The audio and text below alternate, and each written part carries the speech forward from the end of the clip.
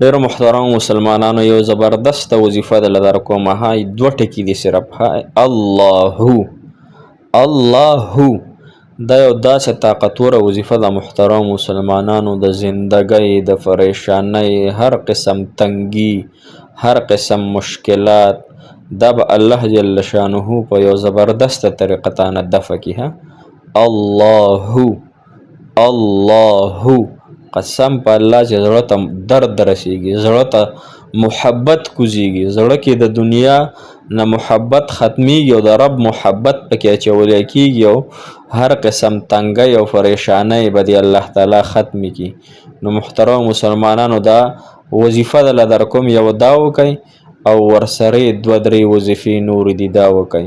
دا چې کم انسان وکړي هغه به هر قسم غمونه ختم شي روزی به الله تعالی فراخه کی د زر قسمه دروازې به د رزق الله تعالی ازادي او محترمو هر قسم بلاګانې هر قسم مشکلات په الله تعالی ختم کی او داسې بهترین وظیفه د محترمو چې تاسو به مخکې نوي کړي چرته نو زیره ته کومه طریقه باندې خیم په دې طریقې په اخلاص سره وکړئ په یقین سره وکړئ او موږ واسې هم اسانتیا غواړو چې اسانه وظیفه یې نو الله دې کې هیڅ ګران نشته الله او تعداد هم مختصر دی نو مختصر هم ده او طاقتوره هم ده او د چا کلمه ده د الله جل شانه د هغې رب عظیم رب کلمه ده چې هغه زما ستاسو خالق او مالک دی.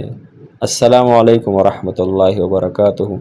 ډیر معزز محترم او قابل قدر مسلمانان رونو خیاندو هغه مسافر کم چې بهر وطنونو کې بهر هیوادونو کې بهر کنټریو کې زندگی تیروي په امریکا کې دی او په خوږ افغانستان کې دی او په سعودي عرب کې دی او په هر ملک کې دی زما محترم دی قدرمن دی ماته هغوی ته ډیر ډیر سلامونه ویم د هغوی د پاره ډېره دعاګانې زه غواړم او زه په مدینه منوره کې یم الحمدلله على كل حال. اللهم عنا على ذکرک و شکرک و حسن عبادتک.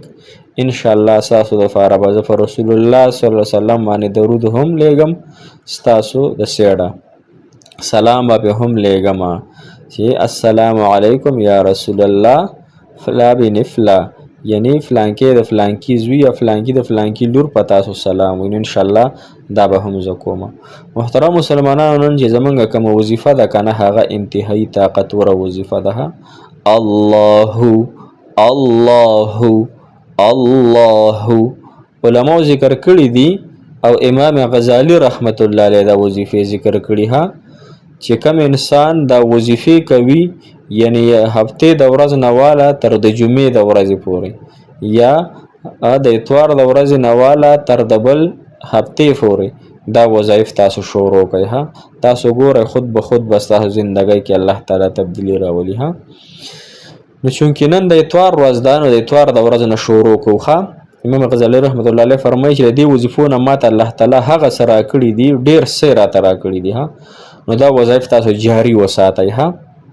ورنه اتوار ورځ ده کنه اتوار نن د اتوار ورځ ده د اتوار په ورځ باندې موږ څه وایو یا حی یا قیوم زر فیرې به وایو دا روزي راکاږي یا حی یا قیوم دا به زر فیرې د اتوار په ورځ وایو هر اتوار به وایو دا نه یو اتوار مې بلم پر اونوي دا به زر فیرې وایو دا روزي راکاږي. روزي ګوره رزق چې دی یوازې خوړل سکل نه دی رزق کې خس ورلی یعنی خ موټر رزق کې خ بنگلا رزق کې خ سره سپین زرا شول رزق کې خ کولې کفړې رزق کې خ کولې منځان او چرګان رزق کې خ کولې بیبي خ کولې خاون دا ټول شیزونه خ کولې بچي دا ټول پر رزق کې داخل دي ها.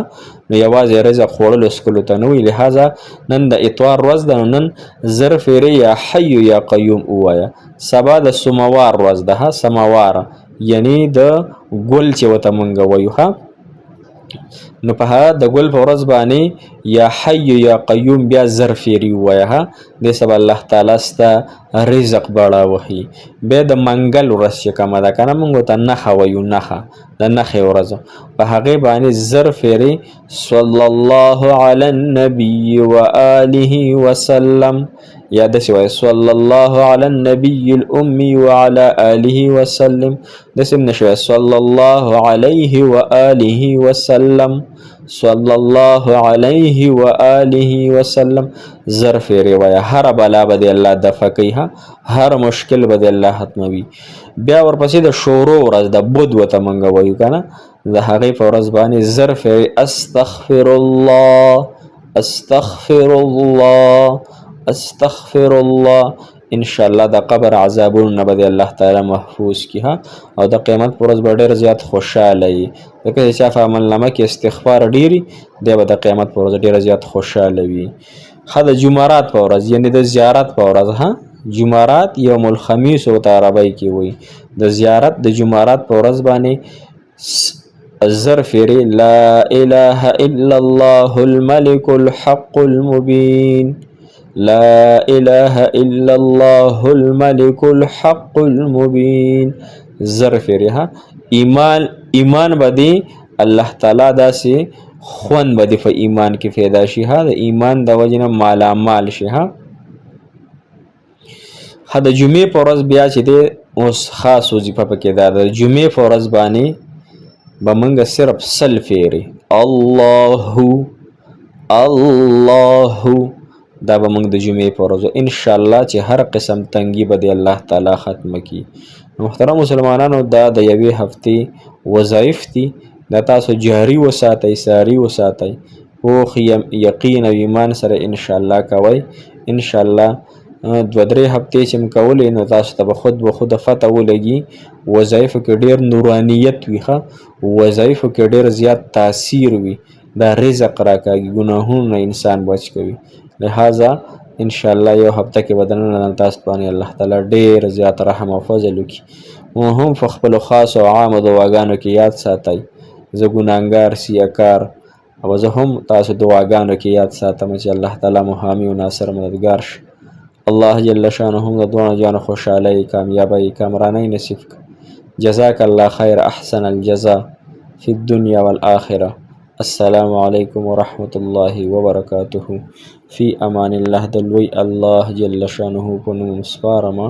په محترم یو عرض بل کومه، مختصرا عرض دی، هغه دا چې د ګناهونو د وجې نه د انسان اکثر مشکلات هغه په ده باندې سواره وي.